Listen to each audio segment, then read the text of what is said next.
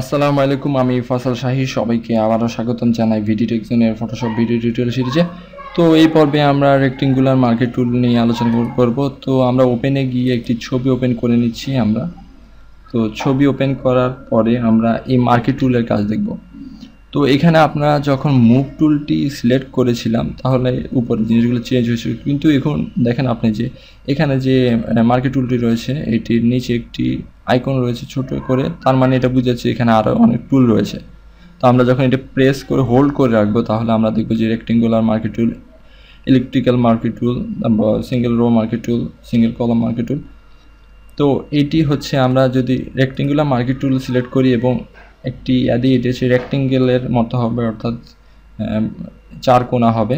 তো এটি একটি সিলেক্ট করলাম আমরা একটি এরিয়া, এবং মুভ টুল দিয়ে আমরা এই সিলেক্টেড এরিয়াটাকে নিয়ে যেতে পারি এদিকে বা ওদিকে। তো আমরা Ctrl+Z টিপবো, তাহলে এটা আগের মতো হয়ে যাবে, এবং Ctrl+D টিপলে হোল্ড করে তাহলে সিলেক্ট এরিয়াটা ডিসিলেক্ট হয়ে যাবে।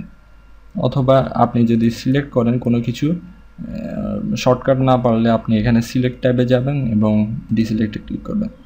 তো আপনি যদি চার কোণা কোনো সিলেকশন না নিতে চান, আপনি যদি কোনো গোলাকার সিলেকশন নিতে চান তাহলে ইলেকট্রিক্যাল মার্কেট টুল এটি নেবেন এবং ড্রাগ করবেন একটি আপনার পছন্দ মতো, এটি নেবেন এবং এটি হচ্ছে আপনার সিলেকশন। আপনি চাইলে কিবোর্ডে অ্যারো চিহ্নগুলো দিয়ে সিলেকশনটাকে এই রিক্সাতে নিয়ে যেতে পারেন এবং মুভ টুল দিয়ে আপনি সিলেকশন থেকে সরাতে পারেন।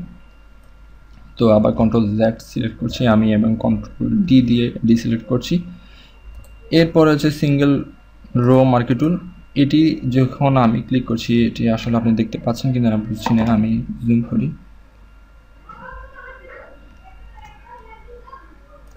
এখন যদি আমি এটি হচ্ছে ক্লিক করি, এক পিক্সেল বা এক পিক্সেলে এটি সমান সমান একটি রো তৈরি করবে। আর এটি আমরা যদি কলামে দিই তাহলে এটি উপরে নিচে একটি রো তৈরি করবে। এটি আসলে বিভিন্ন আমি ব্যক্তিগতভাবে এই ফিচারটি ইউজ করি বিভিন্ন ওয়েব পেজে কোনো লেখার নিচে একটি হরিজন্টাল লাইন ক্রিয়েট করার জন্য। আমরা যদি এখানে একটি হরিজন্টাল একটি লাইন ক্রিয়েট করতে চাই, সেজন্য আমরা এখানে এই টুলটি নিব, এখানে সিলেক্ট করব এবং শিফট দিয়ে ব্যাকস্পেস দিব এবং কালার দিয়ে দেব হচ্ছে ব্ল্যাক, এবং ওকে দিলে আমরা যদি সিলেক্টে গিয়ে ডিসিলেক্ট করি তাহলে একটি লম্বা একটি লাইন তৈরি হয়ে যাবে।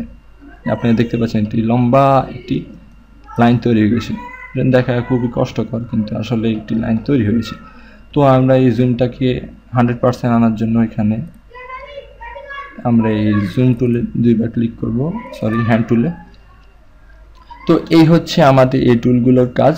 তো আগামী পর্বে আমি আপনাদেরকে খুব গুরুত্বপূর্ণ ল্যাসো টুলগুলো সম্পর্কে আলোচনা করব।